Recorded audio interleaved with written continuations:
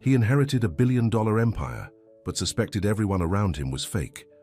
So the CEO went undercover as a janitor to expose the truth about his employees, never expecting to find something real. Thank you for holding the elevator. Good morning. She was the only one who saw him, really saw him. While others ignored the janitor, she treated him like he mattered. But every conversation was built on a lie. Sometimes the hardest part is staying true to yourself when everyone wants you to be something else. He fell for her kindness, her talent, her heart. But she was falling for a man who didn't exist, and when the truth came out at the company dinner... You lied to me for weeks. You watched me struggle, cry, pour my heart out, and the whole time, you owned the building. Now the billionaire who had everything discovered the one thing his fortune couldn't buy. Can a man who built his love on deception ever win back the woman who showed him what real connection feels like? Before we get into the story, comment below where in the world you're watching from today. The morning sun reflected off the glass towers of Hawthorne and Knox, one of New York's most prestigious design firms. Inside, employees hurried through the lobby, carrying designer coffee cups and expensive leather portfolios. Among them was Brielle Thomas, clutching her worn sketchbook and a simple travel mug of homemade coffee. At 24, Brielle stood out in the sleek crowd. Her natural hair was pulled back in a neat bun, and she wore a thrift store blazer S. He'd carefully altered herself. Unlike the other interns who traveled in packs, laughing loudly and name-dropping famous designers, Brielle walked alone. "Hold the elevator, please," she called, hurrying across the marble floor.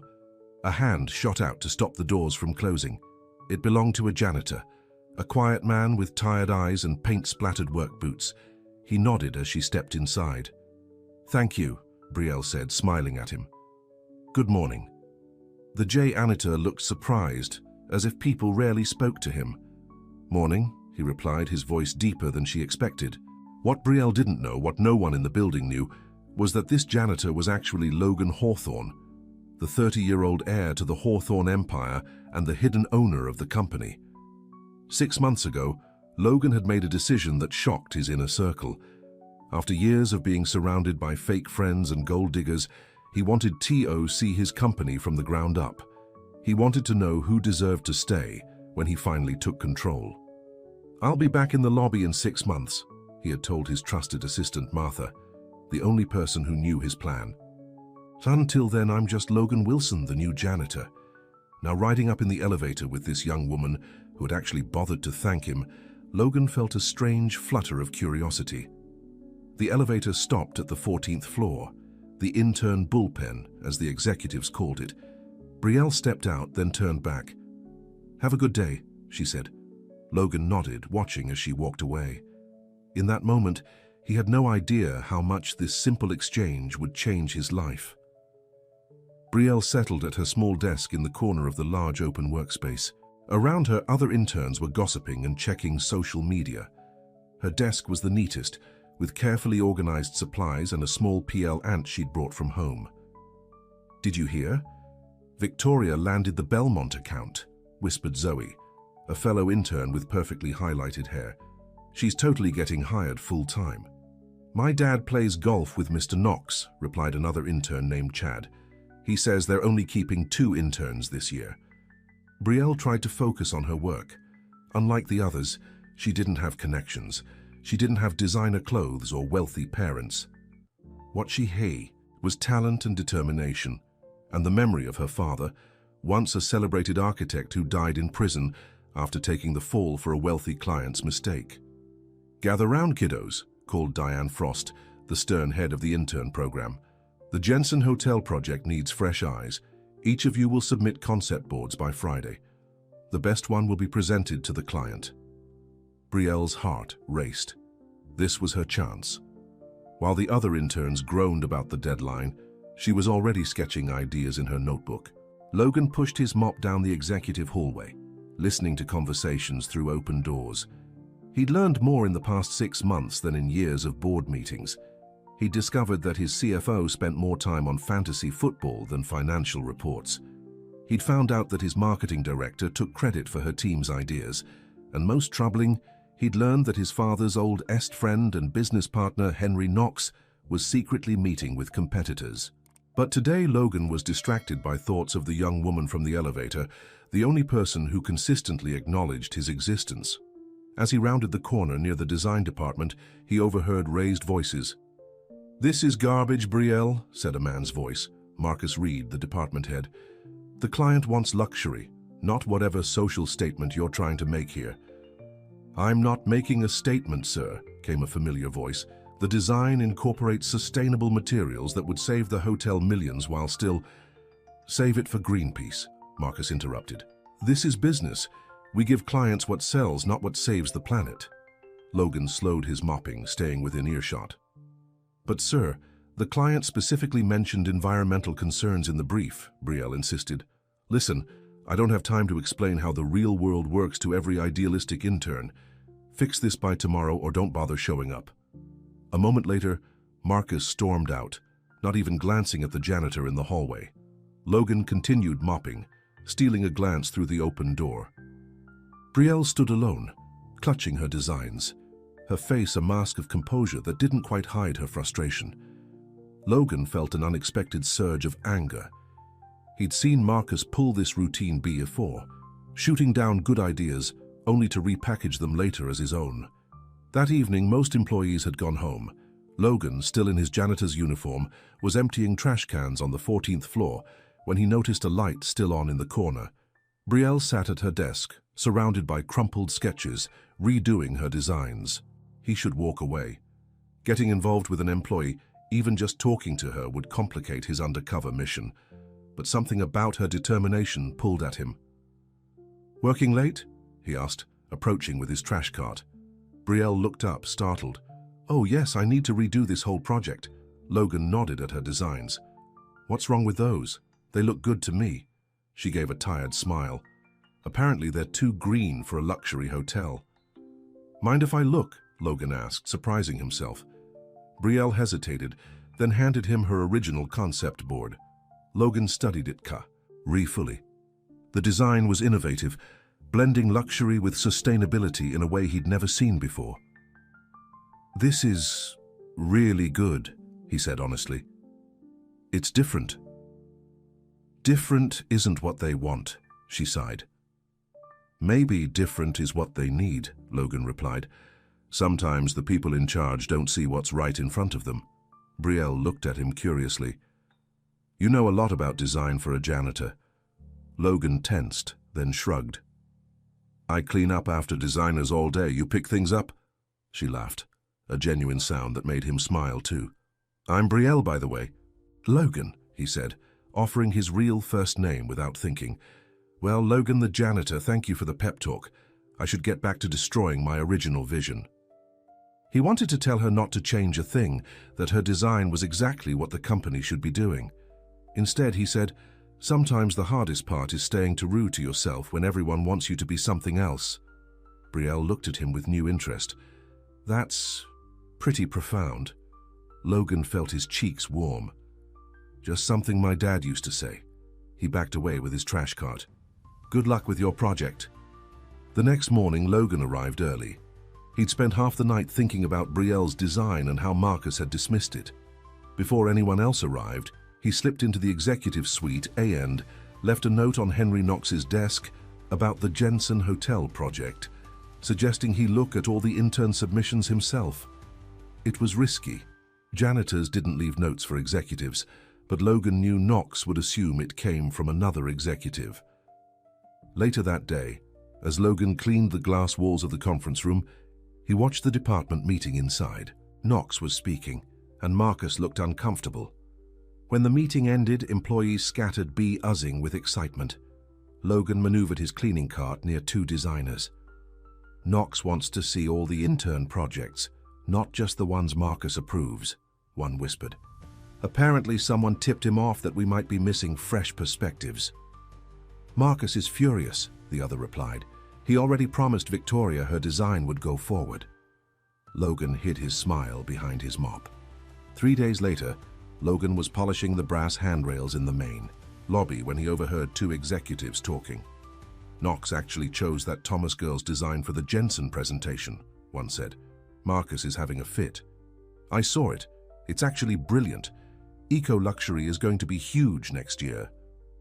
Logan felt a rush of satisfaction. He'd done nothing more than ensure Brielle's work was seen, and it had spoken for itself. That afternoon, as he changed a light bulb in the intern area, he noticed something different about Brielle. She sat straighter, worked with more confidence. The other interns kept glancing at her with new respect, and some with jealousy. But at lunch, he saw her sitting alone in the break room while the other interns clustered at a different table, whispering and looking her way. Logan grabbed his brown bag lunch and sat at a table near enough to hear their conversation. "She must have connections we don't know about," Victoria was saying. "There's no way Knox picked her design otherwise." "Maybe she's got dirt on Marcus," Chad suggested. "That's the only explanation." Logan watched as Brielle ate her sandwich, pretending not to hear them. Her face remained calm, but he could see hurt in her eyes. A week later, Logan was mopping the 14th floor stairwell after hours when he heard a sound. At first, he thought it was the building settling. Then he realized it was someone crying, quietly, trying not to be heard. Rounding the landing, he saw Brielle sitting on the steps, knees pulled to her chest, shoulders shaking with silent sobs. Logan froze. He should leave her alone. This wasn't his business, but he couldn't walk away. Instead, he began mopping nearby, making just enough noise so she'd know she wasn't alone, but staying far enough away to give her privacy. After a few minutes, Brielle wiped her eyes. "Sorry about this," she said, her voice hoarse. "But D-Day." Logan shrugged. "No need to apologize. These stairs have seen worse." She gave a watery laugh. "I doubt it." "You'd be surprised what a janitor sees," he said, continuing to mop. "Want to talk about it?" Brielle was quiet for so long he thought she wouldn't answer. Finally, she said, "Marcus presented my Jensen Hotel design to the client today." "That's good, right?" "It would be, except he presented it as his own work. He didn't even mention my name." "Me," her voice cracked. "And the client loved it. They're moving forward with the design. Marcus is getting a bonus." Logan's grip tightened on his mop. He'd seen this behavior before, but experiencing it through Brielle's eyes made it personal. "That's not right," he said, his voice hard. "That's how it works here," Brielle replied. "The talented create, and the powerful take credit." She wiped her eyes again. "My dad warned me. He was an architect. He went not to prison taking the blame for a rich client's mistake. He always said talent wasn't enough in this world." Logan leaned on his mop. "Your dad was partly right, but he was also wrong." Brielle looked up at him. "What do you mean?" "Talent isn't enough, but neither is power. Not in the long run." He chose his words carefully. "People like Marcus eventually get exposed. People like you eventually get recognized." "That's a nice fairy tale," she said, but she was smiling a little now. "Maybe," Logan admitted, "but I've been cleaning these offices for months, and I've seen a lot of Marcus types come and go. The ones who stick around are the ones who build things, not the ones who steal them." Brielle studied him. "You don't talk like most janitors." Logan tensed again. He needed to be more careful. "I wasn't always pushing a mop," he said vaguely. She nodded, not pushing further. "Well, thank you for listening, and for not telling me to just get over it." "Any time," he said, meaning it more than he should. The next morning, Brielle arrived at her desk to find something unexpected, a blank canvas and a sticky note that read, "Keep building. What they steal isn't who you are." She looked around, but no one was paying attention to her. The handwriting wasn't familiar, neat and strong, nothing like the flowery script her female friends used, or the messy scrawl of teehee male interns. Brielle touched the note, wondering who had left it. For the first time in weeks, she felt seen, really seen. Later that day, she passed Logan in the hallway. He nodded at her like always, but this time she stopped. "Do you ever feel invisible here?" she asked him. A strange expression crossed his face. "Sometimes being invisible has advantages. You see things others miss." "Like what?" Logan hesitated. "Like who stays late to perfect their work, who cleans up their own messes, who says thank you." He looked directly at her. "Those things tell you more about a person than their job title." Brielle felt a connection with this quiet janitor that she couldn't explain. "I've been thinking about what you said yesterday, about building things that last. And I'm going to keep designing the way I believe in. Even if others take credit now, eventually my work will speak for itself." Logan smiled, a real smile that transformed his tired face. "That's the spirit." As Brielle walked away, she realized she felt lighter than she had in months. She didn't see the way Logan watched her go or know that he was the one who had left the canvas and note, and she certainly didn't know that the quiet janitor who had become her unexpected friend was actually Logan Hawthorne, the man whose name was on the building, and whose decisions would soon change both their lives forever. In his small apartment that night, Logan removed his janitor's uniform and stood under the hot shower, letting the water wash away the day. His luxury penthouse sat empty across town, maintained by staff who thought he was on an extended trip abroad. As the steam filled the bathroom, he thought about Brielle, her talent, her integrity, her kindness. She was everything his company should represent. Logan reached for a towel, his mind made up. Tomorrow, he would start making changes at Hawthorne and Knox, small ones at first, then bigger ones. He'd find ways to protect Brielle's work without revealing himself. What Logan didn't realize was that he was already in too deep. The wall he'd built around his heart was beginning to crumble, one conversation at a time, and soon he would have to make a choice between the truth and the connection he'd found with the one person who had no idea who he really was. The success of the Jensen Hotel project brought unexpected changes to Hawthorne and Knox. For the first time in years, sustainable design was being discussed in executive meetings. And for Brielle Thomas, despite getting no public credit, there was a subtle shift in how people treated her. "The board is impressed with the fresh direction," Diane Frost announced to the interns one morning. "We'll be focusing more on innovative approaches for upcoming projects." Victoria rolled her eyes. Translation: copy whatever made the Jensen clients happy. Brielle kept her head down, sketching quietly. She knew the truth, even if no one else did, and somehow that was enough. Later that day, she spotted Logan in the hallway replacing a light fixture. Their eyes met, and he gave her a small nod. It was a simple gesture, but it made her feel less alone. "Logan," she called, walking over to him, "I never thanked you for listening the other night, in the stairwell." He looked uncomfortable with the gratitude. "Just doing my job, well, not really. Listening to crying designers isn't in my job description." Brielle laughed. Still, it helped. Logan cleared his throat. "How's the follow-up going? For the hotel?" "Marcus has me working on it, but now he's micromanaging every decision," she sighed. "He doesn't want me to go too green again, even though that's exactly what the client liked." Logan's jaw tightened. "He's afraid." "Of what?" "People like you. People with real talent." He looked at her directly. "The ones who make others look like frauds just by doing their jobs well."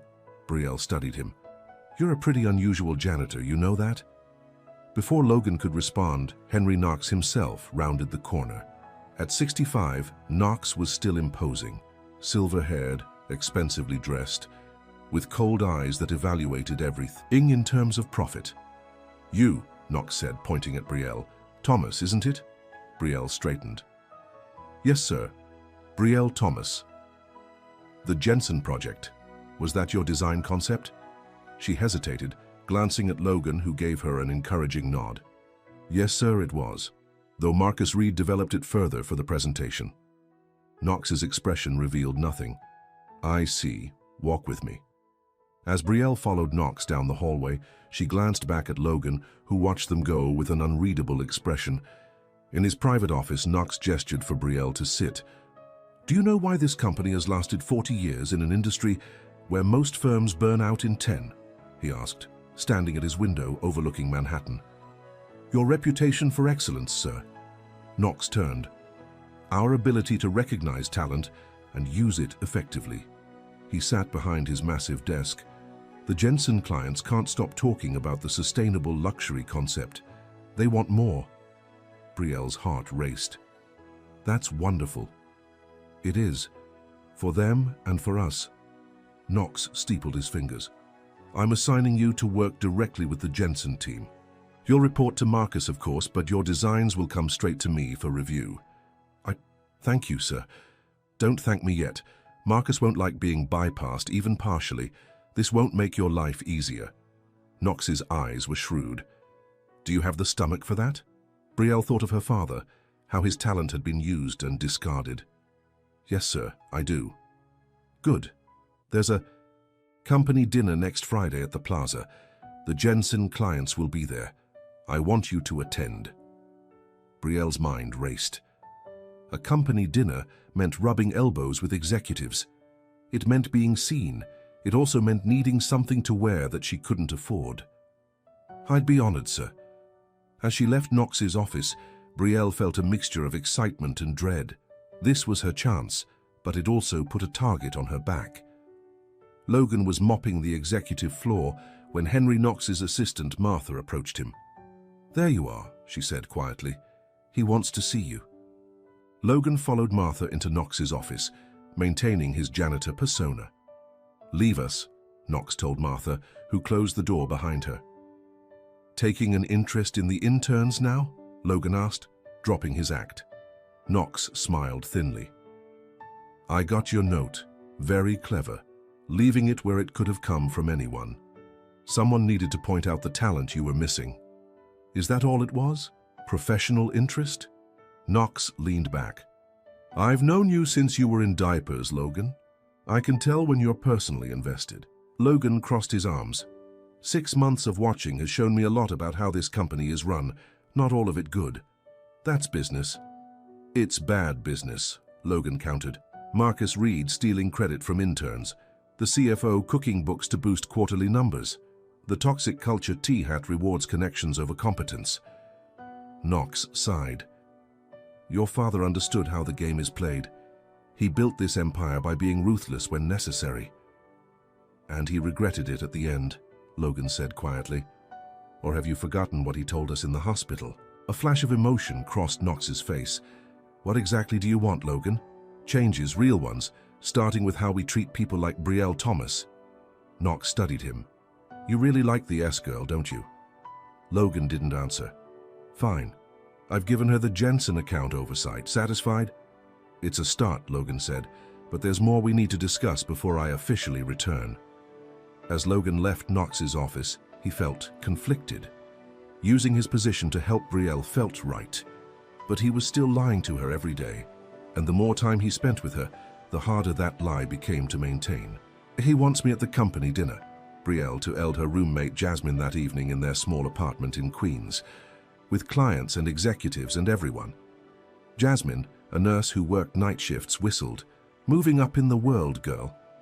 Maybe, or maybe walking into a trap. Brielle collapsed onto their worn couch. Marcus hates me. Victoria and the other interns are jealous, and I have absolutely nothing to wear to the Plaza Hotel. The dress you wore to my cousin's wedding. Too casual. Brielle covered her face. I can't afford a new dress, not when I'm still paying off last semester's books. Jasmine sat beside her. What about your mum's blue dress, the one she wore to fancy events? Brielle went still. I haven't touched Mum's things since the funeral. She'd want you to have this moment, Brie. You know she would. Later that night, Brielle opened the storage container she'd kept closed for 2 years. Inside was her mother's midnight blue cocktail dress. Classic, elegant, and heartbreakingly empty without her mother's warm presence. As she held it against herself in the mirror, Brielle whispered, I miss you, Mom. I'm trying to make you proud. The next day at work, Marcus called Brielle into his office. So, he said coldly, you've managed to charm the old man. Mr. Knox just appreciates good design, Brielle replied, trying to stay professional. Marcus laughed. Listen, little girl, I've been here 12 years. I know how things work. Knox is using you to shake things up, nothing more. When he's done making his point, you'll be out. Is there a specific project you wanted to discuss, sir? His eyes narrowed. The Jensen expansion. I want concepts by Wednesday, and this time, try to remember who signs your checks. As Brielle left his office, she nearly bumped into Logan, who was changing a burned-out exit sign nearby. Everything okay, eh? He asked quietly. Just office politics, she replied. Nothing I can't handle. Logan looked like he wanted to say more, but Victoria appeared, eyeing them suspiciously. "Getting friendly with the help, Brielle?" she asked sweetly. "How progressive of you." Brielle felt her cheeks burn. Logan was just helping with the light. "Logan, is it? First name basis with the janitor." Victoria smirked. "Careful. People might think you're desperate for any FRI you can get." After Victoria sauntered away, Brielle turned to apologize, but Logan was already walking down the hallway, his back stiff. That night, Brielle stayed late again, working on her Jensen expansion concepts. The office was quiet, most employees long gone. She rubbed her tired eyes, frustrated with her third attempt at the design. "You're overthinking it," came a voice from the doorway. Brielle looked up to find Logan standing there with his cleaning cart. "I thought you were mad at me," she said. He entered the room, confusion on his face. "Why would I be mad?" "Victoria." "What she said?" Brielle looked down. "About us being friends." Logan was quiet for a moment. "Is that what we are? Friends?" "I'd like to think so." She met his eyes. "Unless you don't want office rumors about fraternizing with the lowly intern." His laugh surprised her, warm and genuine. "I think I can handle the scandal." Something shifted between them in that moment. A wall coming down, a bridge forming. "Can I see what you're working on?" he asked, nodding at her designs. Brielle hesitated, then pushed the sketches toward him. "It's the expansion for the Jensen Hotel. I'm stuck." Logan studied her work carefully. "What if you turned the orientation? Like this?" He took a pencil and made a few marks on her sketch. "The morning light would hit these solar panels perfectly." Brielle stared at him. "How do you know about solar orientation?" Logan froze, realizing his mistake. "I worked construction before this, installed a few solar setups." "You're full of surprises," she said, looking at his suggestion with new interest. "That actually might work." They spent the next hour discussing her design, Logan careful to frame his suggestions as questions rather than expert advice. By the time they finished, Brielle had a concept he felt confident about. "Thank you," she said as they packed up. "I can't remember the last time someone helped me without wanting something in return." Logan looked troubled by her words. "Not everyone has an agenda, Brielle. In my experience, they usually do." She closed her sketchbook. "Especially in this building." As they walked to the elevator together, Logan asked, "How's your dad doing? You mentioned he was an architect." Brielle's expression clouded. "He died. In prison." Her voice was flat. "He took the blame for a design flaw that killed someone, but it wasn't his flaw. It was his client's cost-cutting that caused the collapse." "I'm sorry," Logan said, genuine pain in his voice. "That's horrible." "The rich protect their own," Brielle said as the elevator arrived. "That's why I have to work twice as hard and be twice as careful. I don't have anyone to catch me if I fall." The words hit Logan like a physical blow. Here he was, heir to millions, playing at being working class while she struggled with real consequences. "Everyone needs someone to catch them," he said quietly as the elevator doors closed. Over the next week, Logan found himself creating reasons to be near Brielle's desk, fixing the air vent above her workspace, replacing carpet tiles nearby, checking electrical outlets. Each time they talked, small conversations about her projects, about books they'd both read, about the city they both loved. Never about his life, he made sure of that. But with each exchange, he felt more drawn to her honesty, her resilience, her talent. One afternoon, he overheard Marcus and Victoria talking in the break room. "She needs to be put in her place," Victoria was saying. "Did you see Knox actually asked for her opinion in yesterday's meeting?" "Don't worry about Brielle Thomas," Marcus replied. "I've scheduled her presentation right after lunch when the clients will be half asleep. And I've made sure she only gets 10 minutes instead of the standard 20. "Perfect," Victoria laughed. "No matter how good her designs are, she can't make an impact in 10 minutes with sleepy clients." Logan gripped his broom handle so tightly, his knuckles turned white. That night, he made a call to Henry Knox. "Move Brielle's presentation to 10 a.m. and give her the full timey slot," he instructed. "And make sure the clients know which designs are hers, not Marcus's." "You're playing a dangerous game," Knox warned. "If she discovers who you are," "She won't," Logan insisted. Not yet. But even as he said it, Logan knew he was running out of time. The company dinner was in 2 days. Sooner or later, she would learn the truth. Friday morning, Brielle arrived at work to find an email from Knox's assistant. "Your presentation has been moved to 10 a.m. You will have 20 minutes with the clients. Mr. Knox suggests you prepare accordingly."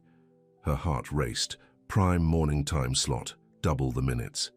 This was either a huge opportunity or a spectacular setup for failure. When she entered the conference room at 9:55, she found the clients already seated, looking alert and interested. Knox sat at the head of the table. Marcus was nowhere to be seen. "Ms. Thomas," Knox said, "the Gen Sen team is eager to hear your expansion concepts." For 20 minutes, Brielle presented her vision, sustainable luxury that would set a new standard for the hotel industry. When she finished, the clients were smiling. Even Knox looked impressed. "Remarkable work," said Mrs. Jensen, the hotel owner's wife. "Exactly the direction we wanted." After the meeting, Knox pulled Brielle aside. "Well done. The clients want you at the dinner tonight. They've specifically asked to sit with you." "Where was Marcus?" Brielle asked. "Unavoidably detained," Knox said with a thin smile. "Traffic, apparently." As Brielle gathered her things, she spotted Logan in the hallway. Without thinking, she hurried over to him. "It worked," she said excitedly. "They loved the design. The orientation change you suggested made all the difference." Logan smiled, genuine happiness in his eyes. "I knew they would. You're talented, Brielle? More than you realize. I wish you could be at the dinner tonight," she said impulsively. "To celebrate." Something flickered across his face. Sadness? Guilt? "Maybe someday we'll celebrate properly," he said. That evening, Brielle stood in front of her mirror, hardly recognizing herself in her mother's blue dress. She'd pinned her hair up, applied makeup carefully, and borrowed a pair of Jasmine's good earrings. "Your mom would be so proud," Jasmine said from the doorway. "You look amazing." "I feel like a fraud," Brielle admitted. "Like I'm playing dress-up." "That's how it starts," Jasmine said wisely. "Then one day you realize you've become the person you were pretending to be." The Plaza Hotel was everything Brielle had imagined. Crystal chandeliers, plush carpets, elegant waitstaff carrying champagne. She entered nervously, clutching her small purse. "Brielle," called Mrs. Jensen, waving her over. "Siom, sit with us. We want to hear more about your vision for the rooftop garden." For an hour, Brielle felt like she was floating in a dream. Important people asked her opinion. Executives who had never noticed her now introduced themselves. Even Victoria seemed stunned, watching from across the room with narrowed eyes. Then Knox clinked his glass for attention. "Thank you all for coming tonight. We have a special announcement." The room quieted. For the past 6 months, Hawthorne and Knox has been undergoing an evaluation from within. Some of you may have noticed changes, new projects, new voices being heard. Knox smiled. "Tonight, I'm pleased to announce that our CEO is ready to take a more active role in the company." Brielle frowned. She didn't even know they had a CEO. According to office gossip, the company had been run by a board since old man Hawthorne died. "Many of you have actually met him without realizing it," Knox continued. "He's been working among you, observing, learning what changes need to be made." A murmur went through the crowd. "Ladies and gentlemen, please welcome the owner and CEO of Hawthorne and Knox, Logan Hawthorne." Brielle's champagne glass nearly slipped from her fingers as a familiar figure walked to the front of the room. But it wasn't the Logan she knew. This man wore an impeccable suit that probably cost more than her yearly rent. His hair was perfectly styled. His work boots were replaced by Italian leather shoes. But the eyes, those were the same tired, kind eyes that had watched her from across the elevator on countless mornings. "Thank you, Henry," Logan said, his deep voice carrying across the silent room. "For those who don't know me, I'm Logan Hawthorne. My father founded this company with Henry Knox 40 years ago." He scanned the room, his eyes landing on Brielle. "Or a moment," he faltered. "6 months ago, I decided to see our company from a different perspective. I worked as a janitor, watching how we operate, who contributes, who creates." Brielle felt the room spinning around her. The janitor, her janitor. The man who had listened to her cry in the stairwell. the man who had helped with her designs, the man she had begun to trust. What I found was both troubling and inspiring, Logan continued. I found a culture that often rewards the wrong things. I found talented people being overlooked, and I found extraordinary potential waiting to be recognized. His eyes hadn't left Brielle's face. She could see the plea in them, for understanding, for forgiveness. But all she felt was humiliation. Every conversation replayed in her mind. Every time she had confided in him. Every moment she had treated him like a friend while he lied to her face. She stood abruptly, her cha-ear scraping loudly. Heads turned. Logan stopped speaking. "Excuse me," she whispered, then turned and fled the ballroom. Behind her, she heard Logan call her name, but she didn't stop. She couldn't bear to look at him again. Outside in the cool night air, Brielle hailed a taxi with shaking hands. Tears blurred her vision as the taxi pulled away from the curb. In her mind, she heard her father's voice. The rich protect their own. He had been right all along, and she had been a fool to think otherwise. Brielle didn't go to work on Monday or Tuesday. By Wednesday, her phone was filled with voicemails from the office, from Knox's assistant, from the Jensen clients, even from Marcus, who suddenly wanted to touch base about her valuable contributions. Not one call from Logan. "You can't hide forever," Jasmine said, setting a cup of tea beside Brielle, who was still in her pajamas on their couch. "It's been 3 days." "I'm not hiding," Brielle insisted. "I'm processing." "Same thing. You haven't even changed clothes since Sunday." Brielle stared at the ceiling. "He lied to me, Jazz. For weeks he watched me struggle, cry, pour my heart out, and the whole time he was the boss. He owned the building." Jasmine sat beside her.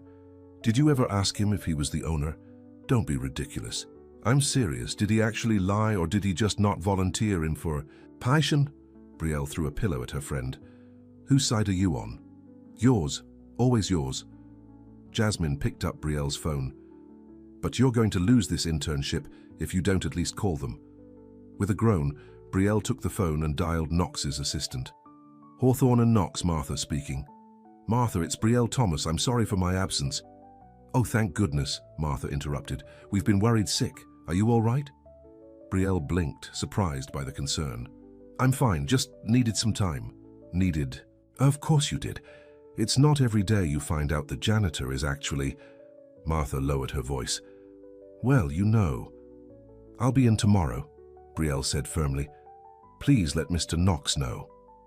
"Actually," Martha said, "Mr. Hawthorne asked to be notified when you called. He wants to speak with you."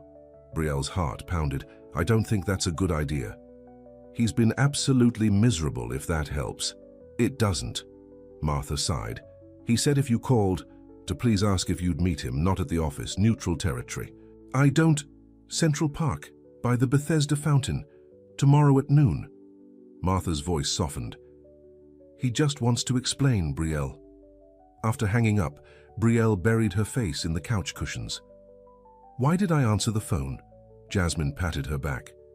"Because despite what your brain is telling you, your H-ert wants to hear what he has to say." Logan stood by the fountain, checking his watch for the 3rd time. It was 12:15. She wasn't coming. He couldn't blame her. He'd spent the past 3 days replaying every conversation they'd had, seeing each one through her eyes. Of course she felt betrayed.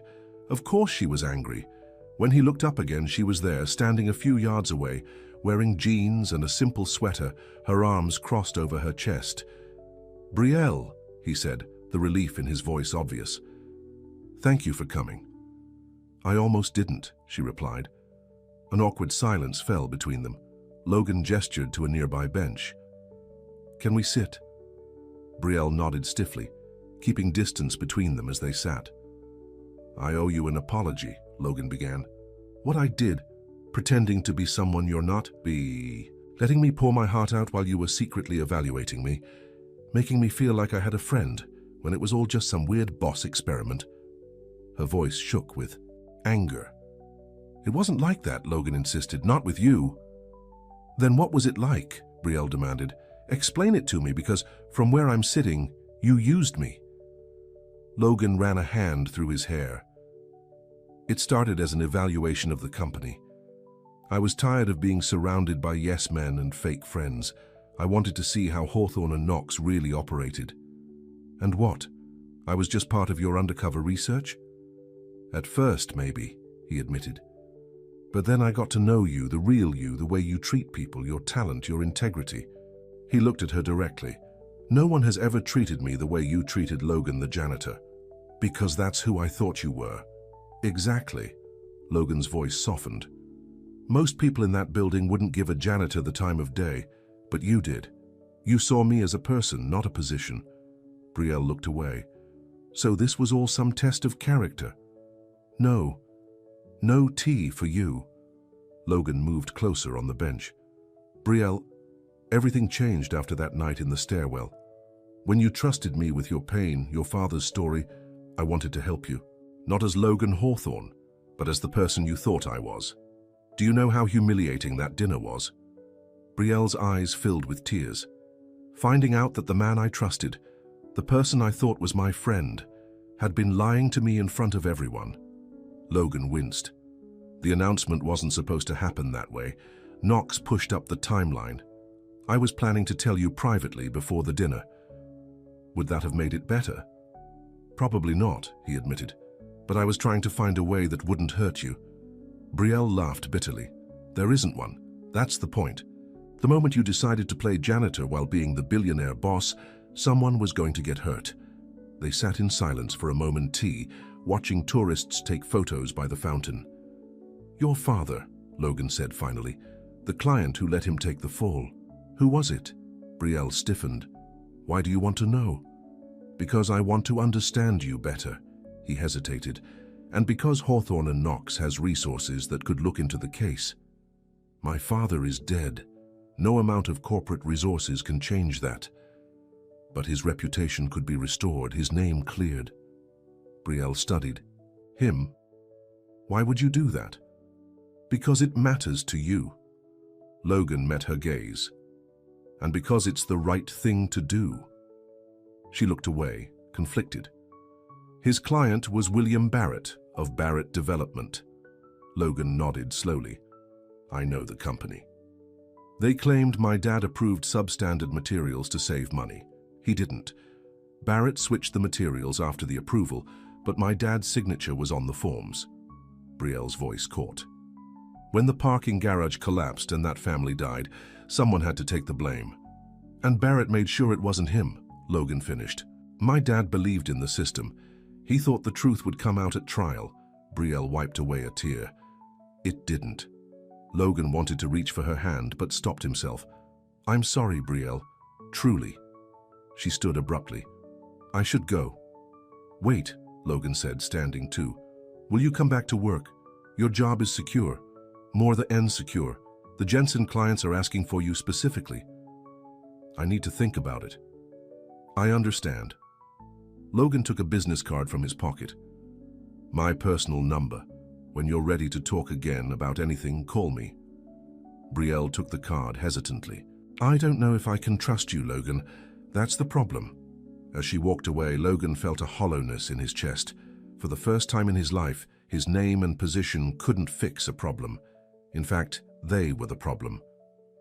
The next morning, Brielle returned to Hawthorne and Knox. The office felt different. People stared as she walked to her desk, whispers following in her wake. Victoria approached immediately. So, the prodigal intern returns. Enjoy your tantrum break? Not now, Victoria. Everyone's talking about how you ran out on Mr. Hawthorne's announcement, Victoria continued. Bad career move, honey. Before Brielle could respond, Diane Frost appeared. Miss Thomas, welcome back. Mr. Knox would like to see you. In Knox's office, the older man studied her over his glasses. Quite an exit you made at the dinner. I apologize for the disruption, sir. No need. Logan explained the situation. Knox leaned back in his chair. He thinks very highly of you. Brielle said nothing. Things are changing around here, Miss Thomas. Logan is implementing new policies, transparency initiatives, credit herring protocols. Knox looked uncomfortable with these changes. He wants to rebuild the company culture. That's good to hear. He also wants you to head up a new project, the Barrett redevelopment. Brielle froze. Barrett? As in Barrett Development? Knox nodded. Logan is negotiating to buy one of their properties, an old office complex. He wants to transform it into a mixed-use sustainable space. Knox slid a folder across the desk. He's calling G at the Thomas Project. Brielle's hands trembled as she opened the folder. Inside were preliminary plans for a building with her father's architectural style, the curved lines, the emphasis on natural light, the seamless integration with the environment. "Why is he doing this?" she whispered. Knox sighed. Logan Hawthorne has always been stubborn. When he wants something or someone, he doesn't give up easily. Brielle closed the folder. "I need time to the NK about this. Take the day, review the materials, but Logan wants an answer by tomorrow." Knox stood. "For what it's worth, I've known that boy since he was born. I've never seen him fight this hard for anything." As Brielle left Knox's office, she nearly collided with Marcus. "Brielle, just the designer I wanted to see." His smile was tight.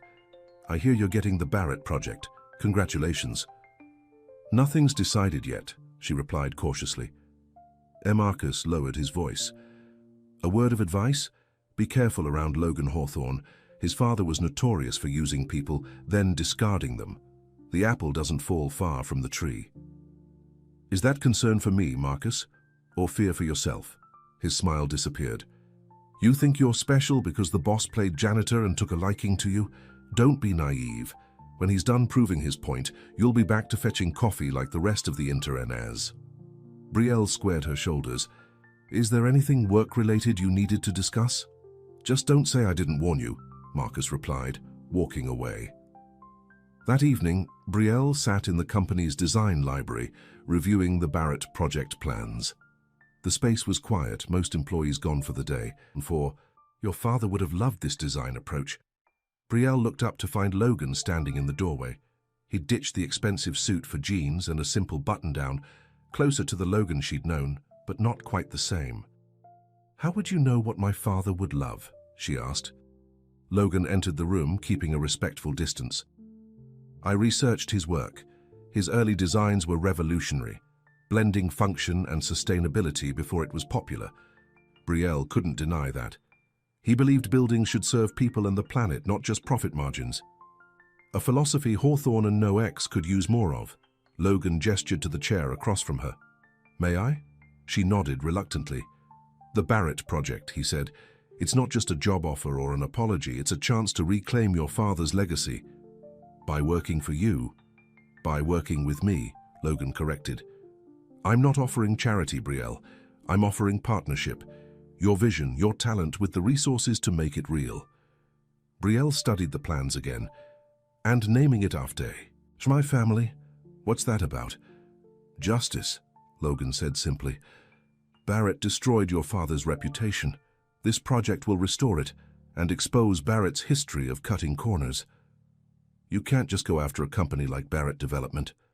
"Actually, I can." There was steel in Logan's voice. "I've already started.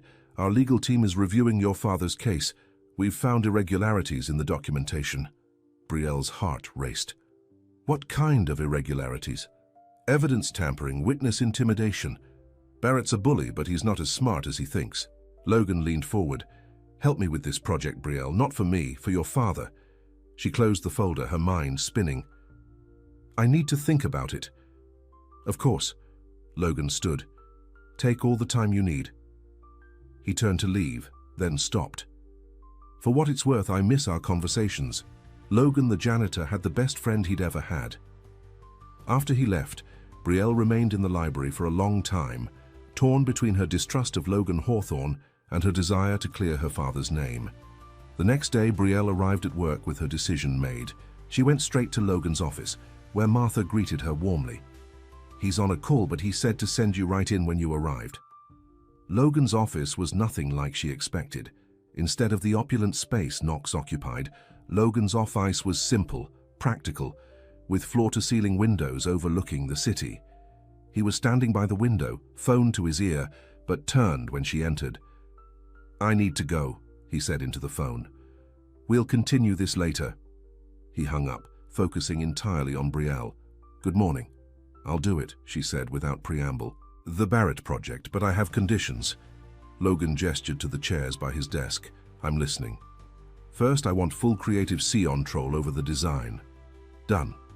Second, I want the truth about my father made public, whatever your legal team finds. Absolutely. Third, Brielle hesitated. I want you to fire Marcus Reed.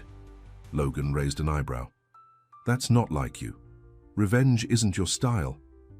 It's not revenge, Brielle insisted. It's accountability. He's stolen work from at least 3 other interns that I know of. He's created a toxic environment in the design department. Logan nodded slowly. You're right. I'll handle it. Anything else? Yes. Stop trying to buy my forgiveness. That's not what I'm doing, Logan protested. Isn't it? Brielle challenged. The project named after my family?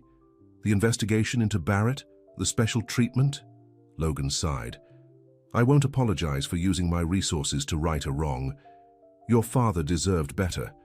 So do you. He met her gaze directly. But you're right that I want your forgiveness. I just don't think I can buy it.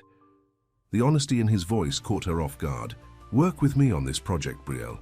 Judge me by my actions going forward, not just by my mistakes. He offered his hand. Partners? After a moment's hesitation, Brielle shook it. Partners, for the project. It's a start, Logan said with a small smile.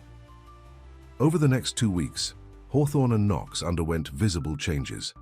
Marcus Reed was escorted from the Building G, his personal items in a box.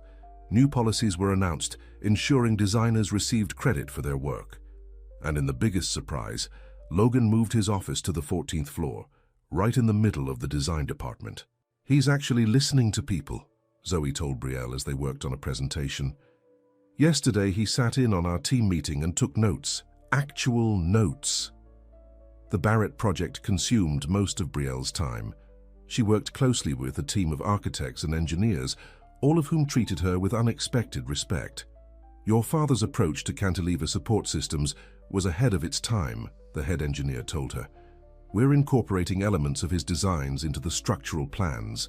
Each day, Logan found reasons to check on her progress. Their conversations were professional, but gradually became more relaxed. Sometimes Brielle caught glimpses of the man she'd known as the Janitor, in his dry humor, in the way he listened intently when she spoke, in his thoughtful questions about her designs. One evening, as Brielle worked late, Logan appeared with 2 cups of coffee. Just like old times, he said, setting one on her desk. Except now, I'm not pretending to fix the air vent just to talk to you. Brielle accepted the coffee with a small smile. Why did you do that anyway? Make up maintenance issues near my desk? Logan looked embarrassed. Because talking to you was the best part of my day. The simple honesty of his answer caught her off guard. The legal team found something, he said, changing the subject, about your father's case. Brielle tensed. What is it? Emails between Barrett and the materials supplier, explicit instructions to swap out the approved materials for cheaper ones. Logan's eyes were serious. Barrett knew exactly what he was doing, and he knew it as dangerous. Brielle's hands trembled. Do you have copies? Logan handed her a folder. Everything's here. Our lawyers are preparing to submit this to the district attorney for review. Your father's conviction could be posthumously overturned. Tears filled Brielle's eyes as she looked at the evidence, proof of what her family had known all along. Thank you, she whispered. Without thinking, Logan reached across the desk and took her hand. Your father deserved justice. I wish I could have met him. He wouldn't have liked you, Brielle said, but there was no bite in her words. He was suspicious of rich men in expensive suits. What about rich men in janitors' uniforms? Despite herself, Brielle laughed. He might have given that version of you a chance. Their eyes met, and for a moment the barriers between them seemed to thin. Then Logan's phone rang, breaking the spell. I should take this, he said reluctantly, releasing her hand. As he walked away to answer the call, Brielle found herself watching him, seeing both versions of Logan at once. The janitor who had listened to her in the stairwell. The CEO fighting to clear her father's name. Maybe, she thought, they weren't as different as she'd believed. The Barrett Project press conference was scheduled for a Thursday morning. As the lead designer, Brielle would present the plans alongside Logan. The night before, she could barely sleep, her mind racing with thoughts of her father, of Logan, of how much had changed in just a few months. When she arrived at the office that morning, Victoria was waiting by her desk. "Big day for you," Victoria said, her voice dripping with fake sweetness. "From nobody intern to presenting with the CEO, quite a climb." "I'm just doing my job, Victoria." "Sure you are." Victoria lowered her voice. "Everyone knows you're leaping with him." Brielle stiffened. "That's not true." "No? Then why else would he be overturning laws of nature to clear your daddy's name? Why else would he fire Marcus and promote you?" "Because it's the right thing to do," came Logan's voice from behind them. Victoria spun around, her face paling. "Mr. Hawthorne, I was just congratulating Brielle on a success you clearly resent," Logan finished. "Ms. Chen, I value ambition. What I don't value is tearing others down to elevate yourself." Victoria looked at the floor. "I apologize." "Not to me," Logan said firmly. "To Brielle." After a strained apology, Victoria hurried away. Logan turned to Brielle. "I'm sorry about that." Brielle shook her head. "It's not your fault. Office gossip is inevitable. Still, I don't want your reputation damaged because of our—" He hesitated. "Our what?" Brielle challenged. "Working relationship, former friendship, complicated history?" "All of the above," Logan admitted, "and whatever might come next." Before Brielle could respond, Martha appeared to usher them to the press conference. The company auditorium was packed with reporters, employees, and even some of Barrett's competitors. In the front row sat Henry Knox, looking uncomfortable, and beside him, to Brielle's shock, William Barrett himself, his face a mask of cold disdain. "What is he doing here?" Brielle whispered to Logan as they took their seats on the stage. "I invited him," Logan replied quietly. "He thinks this is just about the property purchase." Logan stepped to the podium first, welcoming everyone and outlining Hawthorne and Knox's new direction towards sustainable, ethical development. "Today, we're announcing more than a building project," he said. "We're announcing a commitment to integrity in everything we do." His eyes found Barrett in the audience, even when that means confronting past wrongs. Barrett shifted in his seat, looking suspicious. "The Thomas Project represents our new direction," Logan continued. "Named for the brilliant architect whose vision inspires our work, Robert Thomas." A murmur went through the crowd. Barrett's face darkened. "I'd like to introduce the lead designer for this project, Robert Thomas's daughter, Brielle Thomas." As Brielle took the podium, she saw her father's FAC in her mind.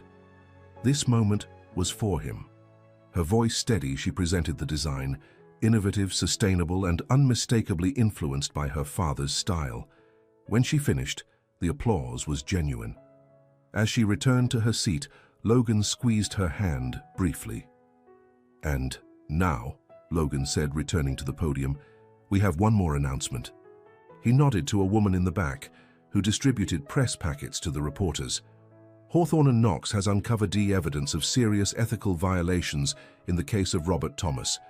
Evidence that proves Thomas was wrongfully convicted of negligence in the 2010 Miller Garage collapse." William Barrett stood abruptly. "This is outrageous.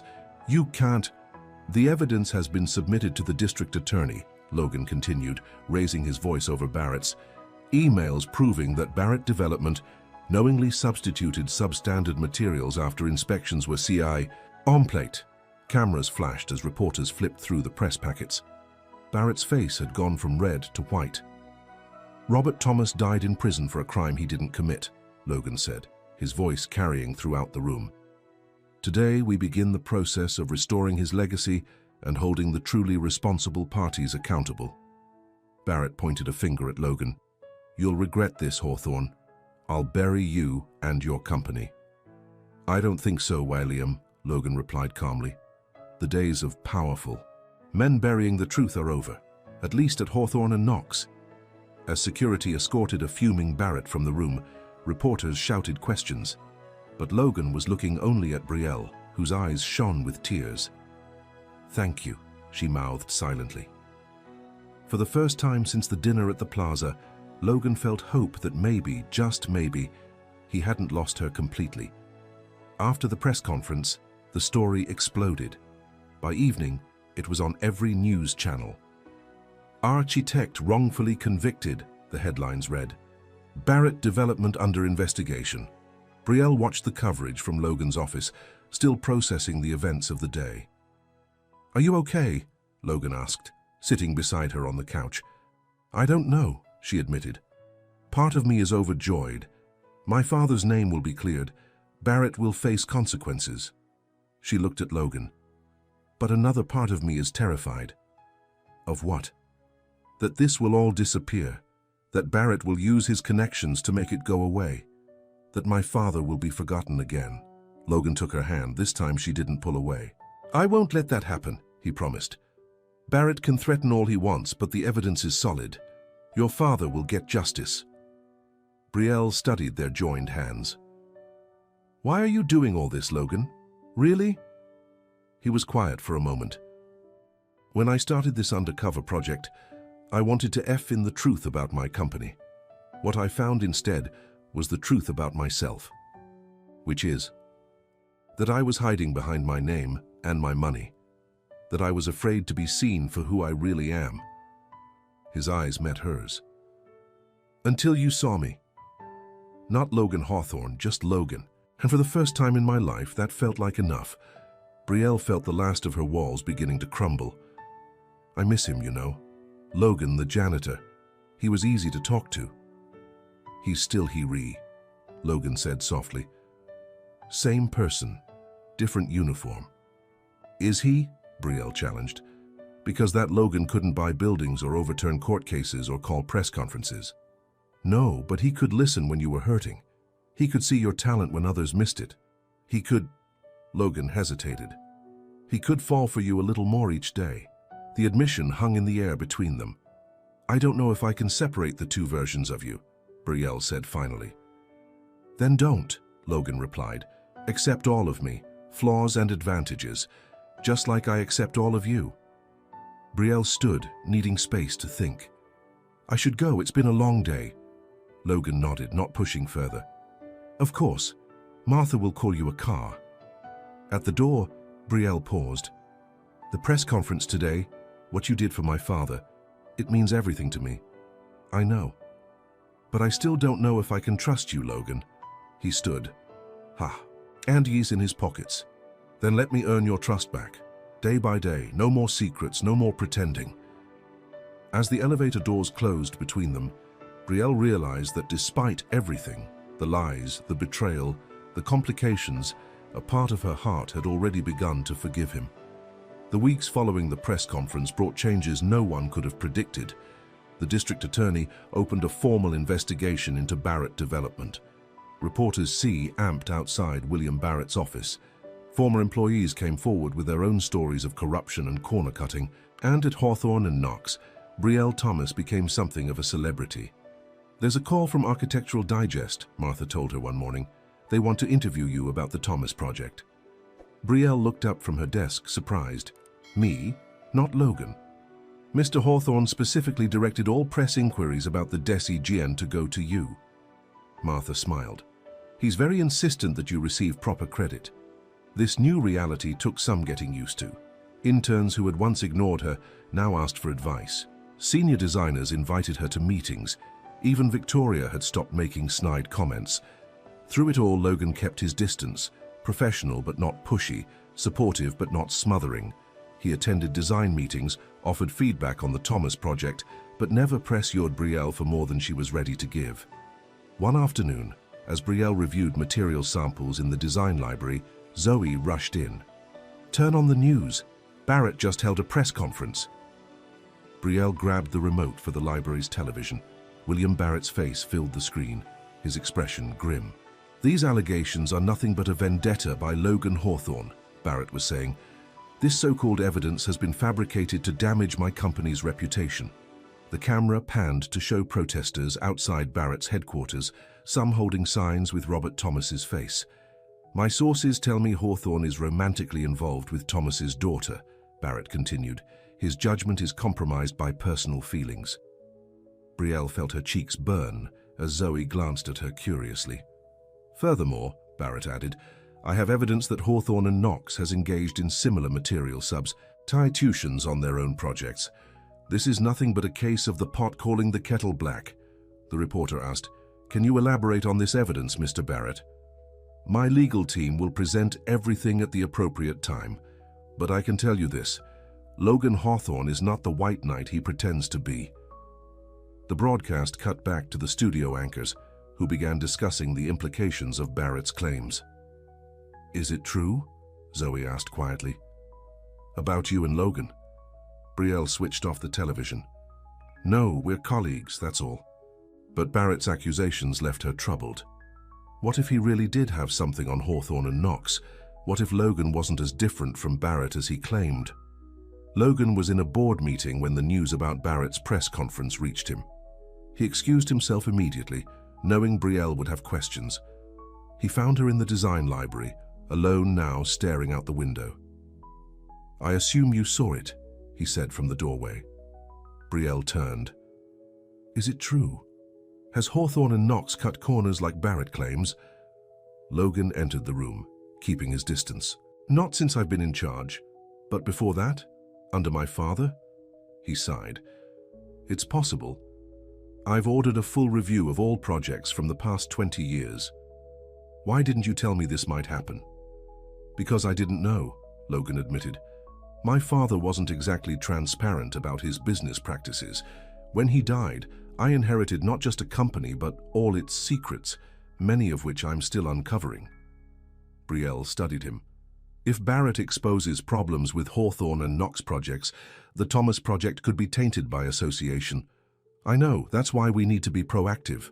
Logan sat across from her. I want to conduct an independent audit of all our buildings, make the results public, fix any issues we find, no matter the cost. That could bankrupt the company. Maybe, but it's the right thing to do. Logan leaned forward.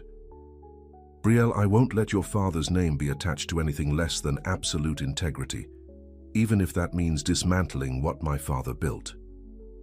The conviction in his voice was unmistakable. This wasn't the calculated move of a businessman protecting his interests. This was personal. Barrett will use this to discredit you, Brielle warned. Let him try.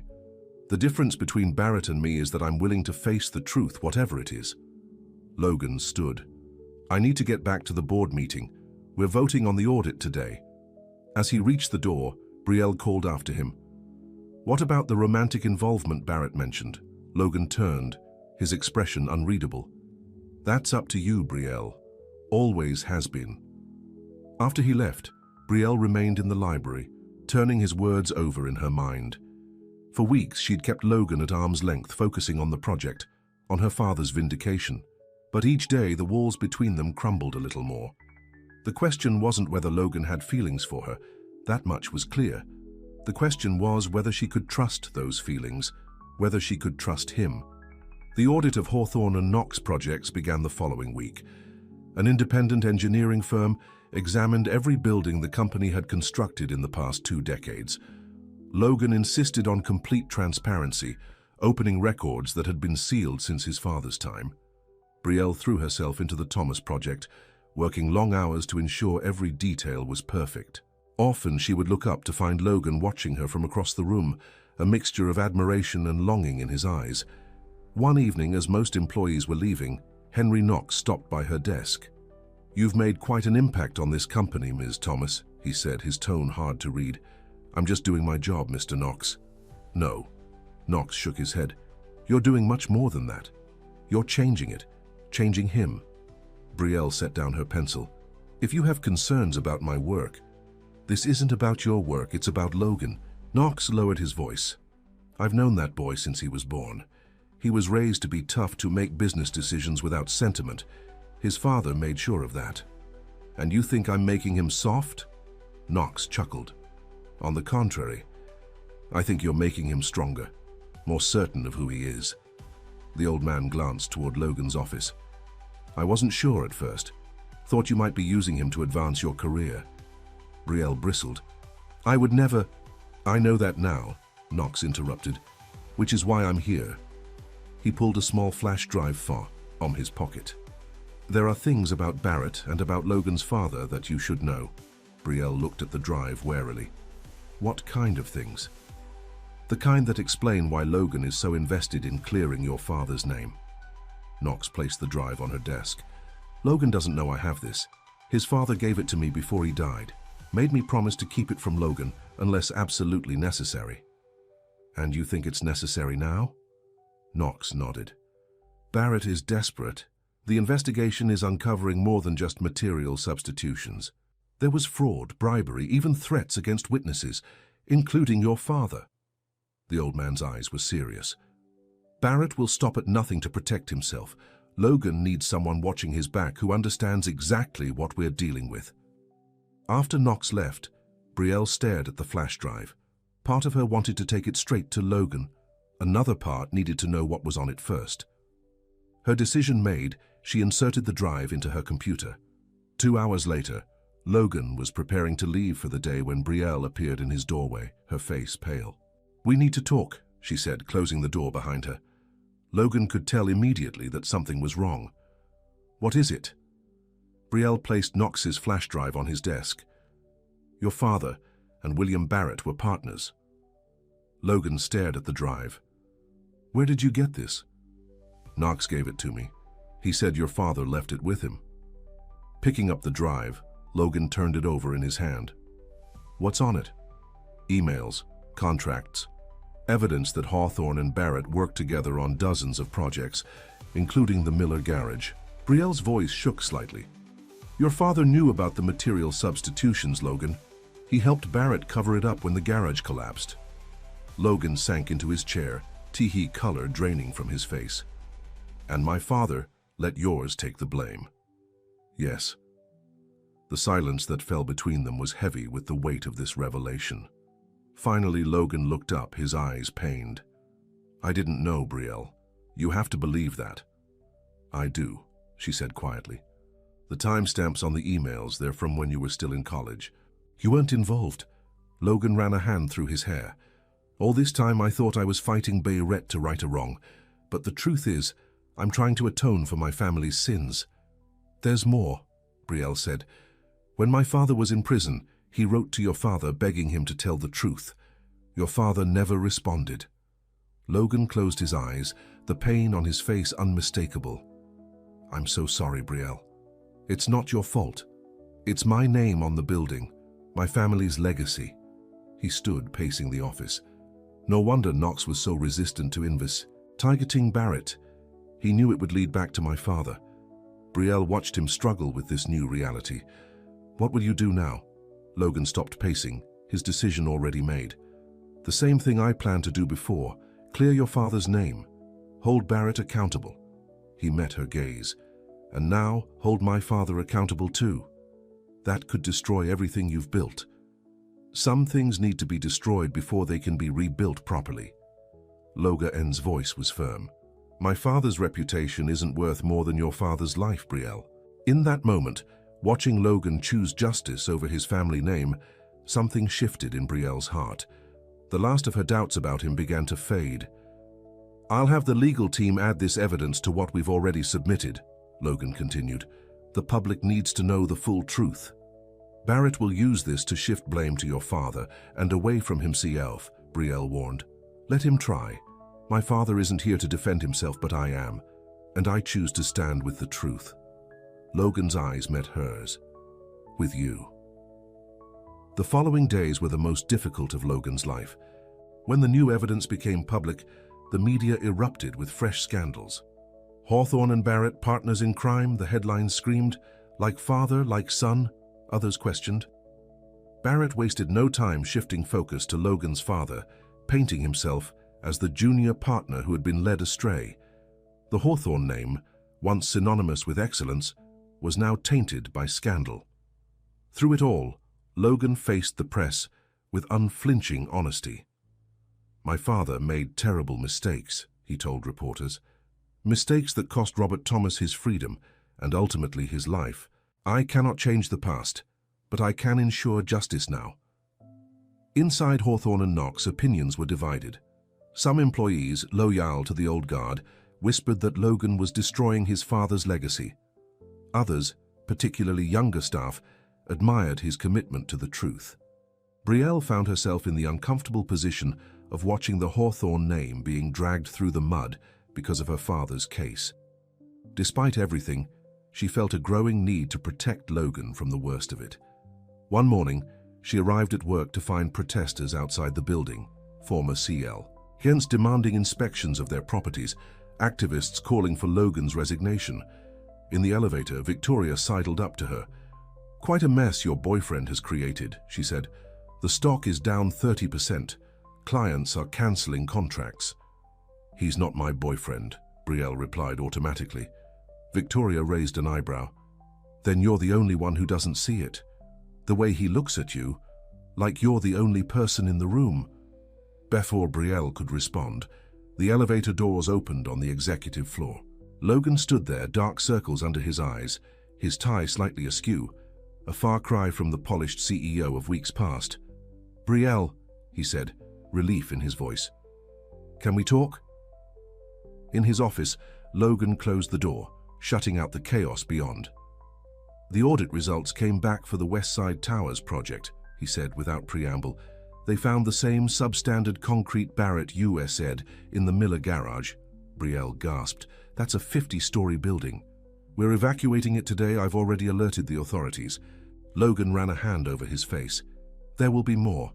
The pattern is clear now. Any project where my father worked with Barrett needs immediate inspection. The cost will be astronomical." "I don't care about the cost. I care about making sure no one else gets hurt." Logan looked exhausted, pushed to his limits. "The board is meeting this afternoon. They're voting on whether to remove me as CEO." "They can't do that. You're the majority shareholder." "Actually, they can. There's a clause in the company charter. If the CEO's actions significantly damage the company's value, the board can force a temporary removal." Logan gave a tired smile. "My father put it in place to protect against reckless leadership. Ironic, isn't it?" Brielle moved closer, her heart aching for Hayem. "This isn't fair. You're doing the right thing." "The right thing isn't always the popular thing." Logan hesitated, then reached for her hand. "Brielle, whatever happens today, I want you to know that meeting you, knowing you, has been worth everything that came after." She didn't pull away. "Logan..." A knock at the door interrupted them. Martha poked her head in. "They're ready for you in the boardroom, sir." Logan squeezed Brielle's hand once before letting go. "Keep working on the Thomas project. No matter what happens with me, that building will be completed." As he walked out, shoulders straight despite the burden he carried, Brielle felt a surge of admiration and something deeper, something she had been fighting for weeks. The board meeting lasted for hours. Brielle tried to focus on her work, but her mind kept drifting to Logan, imagining him facing down the board members who had been his father's FRIans and allies. When her phone rang, she answered immediately. "Brielle, it's Martha. You need to come to the boardroom now." Heart pounding, Brielle hurried to the executive floor. Outside the boardroom, a small crowd of employees had gathered, whispering among themselves. Martha ushered her through the door. Inside, the tension was palpable. Logan stood at the head of the table, facing Henry Knox and the other board members. Ms. Thomas," Knox said, "perhaps you can talk some sense into him." Brielle looked at Logan. "What's happening?" "The board has offered a compromise," Logan explained, his voice tight. "They'll allow me to remain as CEO if I agree to certain conditions." "What conditions?" Knox answered. "Scaling back the audit to only the most critical structures, settling with Barrett privately instead of pursuing criminal charges, and," he glanced at Logan, "removing your father's name from the new project." Brielle felt as if she'd been slapped. "Why?" "The Thomas name is now associated with a scandal that's costing this company millions," another board member explained. "It's nothing personal, just business." "It's very personal," Logan countered. "Robert Thomas was wrongfully convicted because of actions taken by this company's founder, my father. The least we can do is honor his legacy." "Your father built this company, Logan," Knox said sharply. "Are you really willing to destroy everything he created over one mistake?" A mistake? Logan's voice rose. A man died in prison. Families lost their loved ones when that garage collapsed. That's not a mistake, Henry. That's a crime. The board members exchanged uncomfortable glances. We've taken a preliminary vote, Knox announced. Unless you agree to our conditions, you will be temporarily removed as CEO, effective immediately. All eyes turned to Logan, waiting for his response. He looked at Brielle, a silent question in his gaze. She understood immediately what he was asking. If he refused the board's conditions, the Thomas project might never be completed. Her father's name might never be cleared in the public eye. Was her justice worth his career? Drawing a deep breath, Brielle addressed the board. My father spent his life designing buildings that served people. When he was falsely accused, he could have taken a plea deal to avoid prison. But he refused to compromise his integrity even to save himself. She moved to stand beside Logan. If you remove the Thomas name from the project to save your stock price, you prove that nothing has really changed at Hawthorne and Knox. You're still choosing profit over people just like Barrett did. Logan's hand found hers, fingers intertwining. I decline your conditions, he told the board firmly. If that means I'm no longer CEO, so be it. But the Thomas project will be completed as planned, with Robert Thomas's name prominently displayed. Knox sighed heavily. Then I'm afraid we have no choice. He slid a document across the table. This is the board's former notice of your temporary removal. Martha will show you out. Logan nodded, his expression calm despite the turmoil he must have felt. I'll clear out my office. As they left the boardroom, employees in the hallway fell silent, watching their CEO, former CEO now, walk past. Brielle stayed beside him, still holding his hand, making her allegiance clear to everyone. In his office, Logan began packing his personal items into a box. You didn't have to do that, Brielle said quietly. Yes, I did. Logan placed a framed photo of his parents in the box. Some things matter more than a title or a corner office. Your entire career is not over, he interrupted. Just changing direction. He looked at her intently. I have enough personal wealth to start a new firm, one built on transparency and integrity from the ground up. What about the Thomas project? I'll finish it, even if I have to buy the land from H. Hawthorne and Knox and build it myself. Logan set down the box, moving closer to her. Brielle, I know I've given you every reason to doubt me, but I hope you can see now that the man you met in that elevator, the man who listened to you in the stairwell, he's the real me. Brielle looked up at him, seeing past the expensive suit to the person beneath. Complex, flawed, but fundamentally good. I believe you, she said softly. Logan's hand gently touched her cheek. Then believe this too. Everything I've done since meeting you, the changes at the company, the Barrett investigation, even losing my position today, I would do it all again. Because knowing you has made me a better person. The walls Brielle had built around her heart finally crumbled completely. She leaned forward and kissed him, a gentle kiss that carried the weight of everything they'd been through. When they broke apart, Logan looked stunned, then smiled. I was beginning to think that would never happen. I'm full of surprises, Brielle replied, smiling back. Their moment was interrupted by Martha, who entered without knocking, her face flushed with excitement. You need to see this, she said, turning on the office television. The screen showed William Barrett being led from his office in handcuffs, reporters swarming around him. Breaking news, the anchor announced. William Barrett has been arrested on multiple charges, including fraud, obstruction of justice and manslaughter relating to the 2010 Miller garage collapse. Sources say Barrett attempted to flee the country after new evidence emerged, linking him directly to the structure's failure. Logan and Brielle watched in amazement as Barrett was placed in a police car. The district attorney credits Hawthorne and Knox CEO Logan Hawthorne with bringing this new evidence to light. The reporter continued. In a stunning development, the evidence also implicates the late Richard Hawthorne, Logan's father, as a co-conspirator in the cover-up. The report cut to a clip of the district attorney. This case demonstrates that no one is above the law, no matter how powerful or wealthy. We will be recommending a posthumous exoneration for Robert Thomas, who was wrongfully convicted. Tears filled Brielle's eyes. After all these years, her father's name will be cleared. Martha turned off the television. There's more. The board is in an emergency session. Apparently, several major clients have called, threatening to pull their contracts unless you're reinstated. Logan raised an eyebrow. The same board that just fired me. The same, Martha confirmed. They're realizing that the public values integrity more than they expected. Your stance is being praised on social media. The company stock actually went UP after news of Barrett's arrest broke. Brielle squeezed Logan's hand. What will you do if they ask you back? I'll set conditions of my own, he replied. Complete the audit as planned, make all findings public, establish a victims' compensation fund. He looked at her. And name you head of the new design division. Me? Brielle was stunned. I'm still technically an intern. Not anymore. Logan's eyes were serious. This company needs people like YU, Brielle. People who won't compromise their values, who build things to last. Before she could respond, Knox himself appeared at the door. Logan, he said stiffly, the board would like to speak with you again. Logan glanced at the box of his belongings, then back at Brielle. Will you wait for me? Whatever happens in there, I'd like to talk afterward. I'll be here, she promised. Hours later, most employees had gone home. Brielle sat alone in the design library, sketching idly while waiting for Logan to emerge from the boardroom. When the door finally opened, Logan looked exhausted, but satisfied. Well?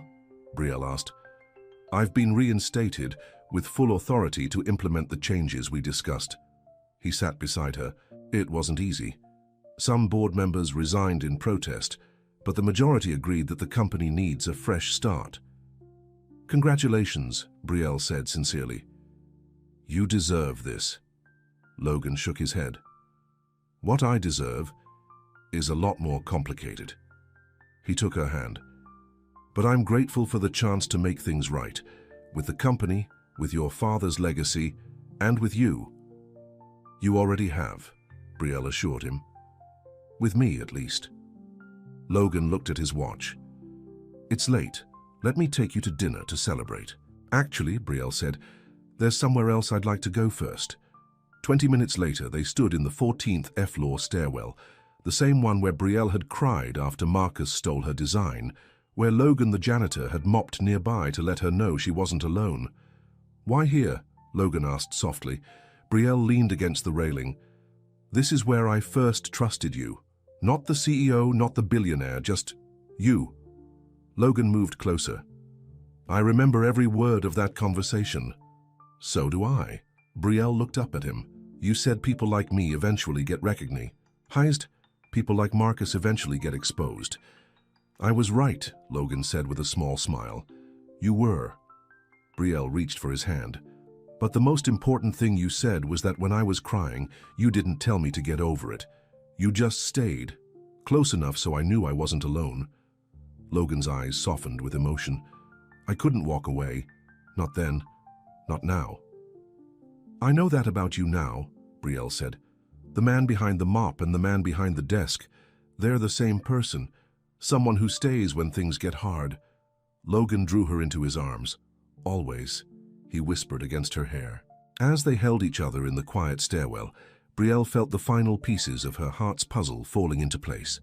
Trust, once broken, had been rebuilt, stronger for having been tested.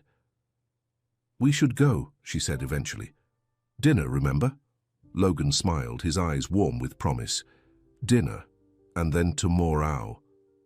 And the day after that, Brielle added. Hand in hand, they left the stairwell behind, the place where their story had truly begun and where a new chapter was now starting. 6 months later, the Thomas building stood completed, its innovative design already winning awards. Solar panels gleamed on its curved roof, catching the morning sun. Gardens bloomed on terraces at every level, and at the entrance, a plaque honored Robert Thomas, whose vision inspired a new direction. Inside, Hawthorne and Knox had transformed.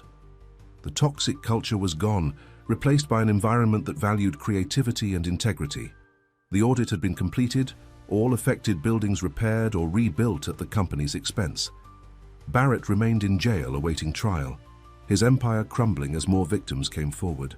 In the design department, now headed by Brielle, Interns received mentoring and credit for their work. Marcus R. Eade had been replaced by a designer who believed in collaboration over competition. Even Victoria had improved, her ambition channeled into innovation rather than office politics. Logan's office remained on the 14th floor, its glass walls symbolizing the transparency he had brought to the company. Though his father's mistakes had tarnished the Hawthorne name, Logan's response had begun to restore it, not through cover-ups but through accountability. On this particular morning, employees gathered in the lobby for a special announcement. Logan stood on a small platform, Brielle beside him.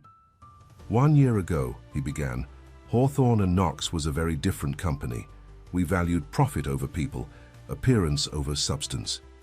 Today we stand for something more. He gestured to the sustainable materials used in the lobby's recent renovation.